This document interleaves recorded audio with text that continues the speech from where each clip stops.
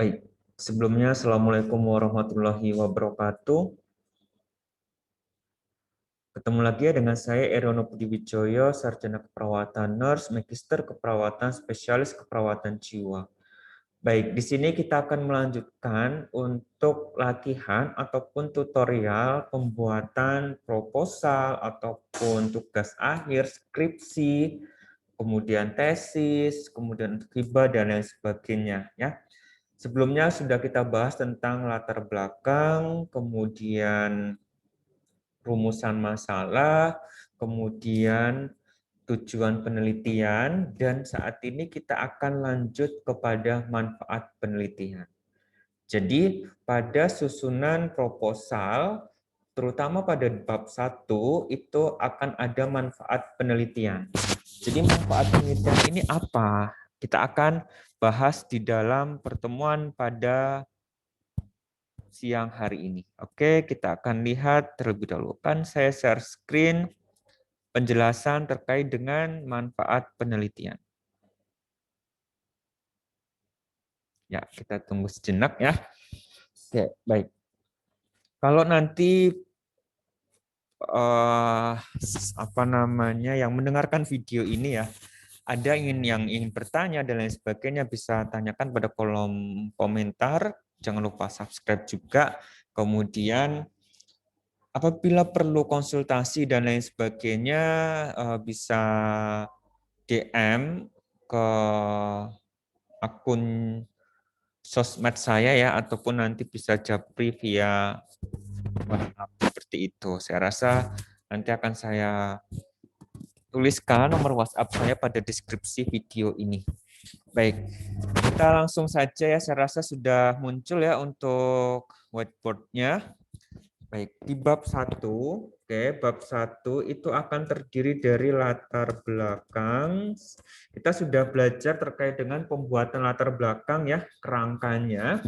Nanti akan saya jelaskan juga secara rinci contohnya. Jadi penulisan latar belakang yang baik itu seperti apa sehingga tidak putus ataupun tidak terlihat ini kok tidak nyambung ya antara paragraf 1 dengan paragraf yang lainnya. Nanti akan saya buatkan tutorialnya, jadi tetap stay tune pada video ini ya, ataupun subscribe dan like ya pada video ini. Oke, lanjutkan ya, saya lanjutkan. Ini bab 1 akan membahas tentang latar belakang, kemudian ada rumusan masalah ya, atau masalah penelitiannya apa. Oke, kemudian akan ada pertanyaan penelitian. Nah, rumusan masalah atau masalah penelitian atau pertanyaan penelitian ini beberapa institusi itu dia dijadikan satu subbab seperti itu ya. Ini bab, oke, kemudian ini subbab ya. Jadi penulisannya bisa 1.1 tergantung dari format masing-masing institusi ya. Oke, 1.3. Nah, biasanya rumusan masalah dan juga pertanyaan penelitian itu nyambung seperti itu. Kemudian kita lanjutkan di tujuan penelitian. Nah, ini tujuan penelitian sudah juga ya dibahas pada tutorial sebelumnya. Penelitian. Bagi yang belum lihat, silakan cek ya penelitian. Silakan cek pada deskripsi. Oke, kemudian yang kelima adalah manfaat penelitian. Nah, kita akan fokus pada manfaat penelitian ini. Ya, kita akan fokuskan di sini. Oke, sebentar. Oke. Kita akan fokuskan pada manfaat penelitian ini. Nah, apa sih manfaat penelitian ini? Manfaat penelitian ini adalah bagaimana sih penelitian ini dilakukan dan kebermanfaatan untuk orang lain bagaimana. Nah, biasanya penulisan di dalam proposal ataupun di dalam makalah penelitian dan lain sebagainya ya itu sangatlah beraneka ragam atau bisa jadi berbeda-beda. Ada manfaat untuk institusi, manfaat untuk lembaga, kemudian manfaat untuk penelitian lain dan lain sebagainya. Dan di sini akan saya contohkan terkait dengan manfaat penelitian ada 3. Yang pertama adalah 151. Manfaat keilmuan. Ya. Nanti akan saya bahas satu persatu. Oke, kemudian 1.5.2 itu manfaat aplikatif dan 1.5.3 itu manfaat metodologi. Oke, kita akan bahas satu persatu. Manfaat keilmuan itu apa? Pastinya dia manfaat yang akan berdampak pada keilmuan masing-masing yang akan diteliti. Contohnya, semisal saya melakukan penelitian tentang keperawatan, ya, bisa jadi manfaatnya adalah untuk keilmuan keperawatan seperti itu gitu. Nanti akan saya contohkan atau saya kirimkan penelitian yang nanti bisa menjadi contoh untuk semuanya. Oke, kemudian dia ada manfaat aplikatif. Manfaat aplikatif untuk siapa? Bisa jadi untuk pemerintah. Oke, sebagai gambaran untuk melakukan atau meningkatkan perekonomian masyarakat desa misalnya. Terus untuk pemerintah daerah atau pemerintah pusat misalnya. Tergantung masing-masing apa dampaknya ya. Ini yang memahami dan mengetahui adalah masing-masing keilmuan ya. Karena saya fokusnya di kesehatan khususnya pada keperawatan, jadi ya manfaatnya untuk pemerintah ya sebagai acuan dinas kesehatan misalnya. Kemudian ini juga bisa untuk aplikatif di rumah sakit misalnya. Untuk apa di rumah sakit ini? Jadi misalnya sebagai acuan rumah sakit membuat SOP misalnya dan lain sebagainya. Pun juga bisa untuk OP atau organisasi profesi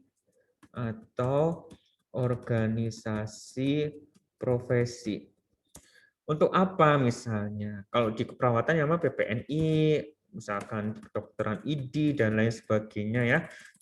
Oke. Nah, ini untuk organisasi profesi. Ya. Nah, selanjutnya adalah saya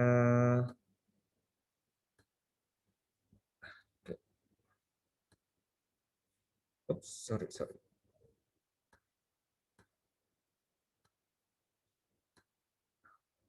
Oke, sepertinya saya masukkan sini saja ya.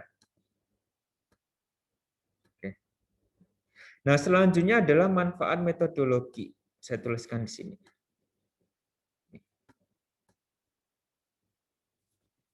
Manfaat metodologi. Nah, manfaat metodologi itu apa? Itu bisa termasuk pengembangan ya, pengembangan dari riset selanjutnya.